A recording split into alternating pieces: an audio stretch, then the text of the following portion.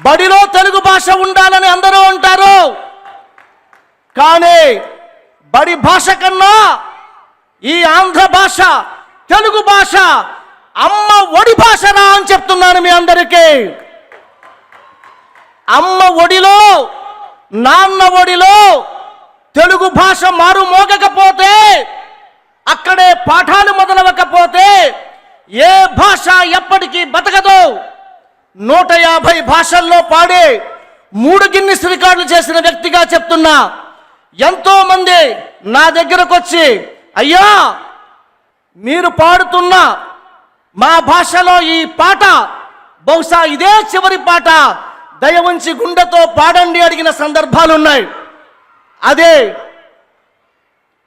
African భాషలా, లేకపోతే ఈశాన్య రాష్ట్రాల భాషలా, వాళ్ళందరూ కూడా ఎంతో బాధపడుతున్నారు. మాకు లిపి లేదు, మాట్లాడే వాళ్ళు కూడా కనుమరుగైపోతున్నారు అని. మనకి లిపి ఉంది, సౌందర్యం ఉంది, చరిత్ర ఉంది, ప్రాచీన భాష. దీనిని అమ్మ ఒడిలో, బడిలో, ప్రతి గడపలో ఇది కాపాడుకోవాలి.